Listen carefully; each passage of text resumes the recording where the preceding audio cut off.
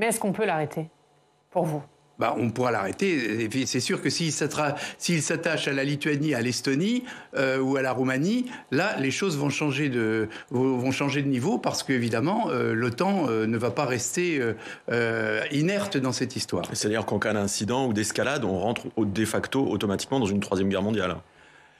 C'est un risque, il faut mieux le savoir et il faut pas jouer la politique de l'autruche en disant plus rien ne va arriver. On a passé son temps à dire ça il y a encore 8 jours, il y a 15 jours, tout le monde dit non, mais on va pas. Et du reste, nous-mêmes ici, on ne pensait pas que la folie du président Poutine l'entraînerait jusqu'à des actions telles que celles que l'on... C'est un risque. Ça veut dire qu'il y a un risque, ce matin, il y a un risque qu'on entre dans une troisième guerre mondiale. Il y a le risque d'une troisième guerre mondiale, mais ici, il faut aussi prendre d'autres risques qui sont nouveaux. On risque par exemple de subir, y compris peut-être en France, des cyberattaques massives.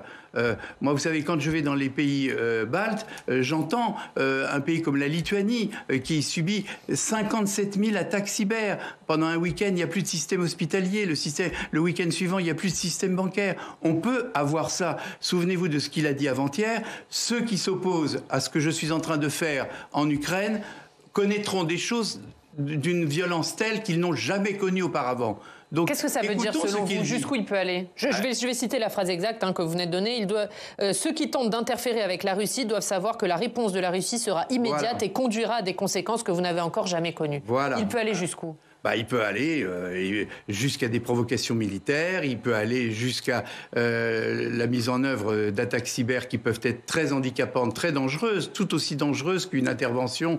Alors évidemment, on n'envisage pas aujourd'hui que la France reçoive des bombes, mais il faut se préparer. Et je sais que les états-majors de l'OTAN, l'état-major français, bien évidemment, se préparent. Toutes nos forces sont actuellement en alerte.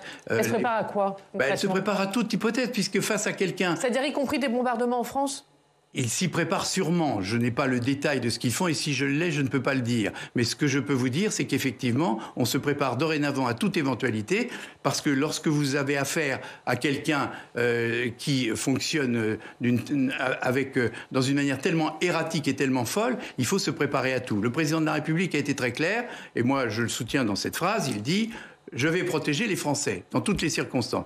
Nous avons les moyens de nous protéger, nous avons des forces armées, nous avons des services de renseignement, nous avons des services de sécurité visant à protéger nos installations informatiques. Il faut mettre tout ça en œuvre, car vous ne savez pas ce qui peut arriver. Alors il ne s'agit pas de créer la panique générale, mais il faut rester attentif à ce qui se passe. Et justement, puisqu'on parle de cette réponse, Jean-Yves Le...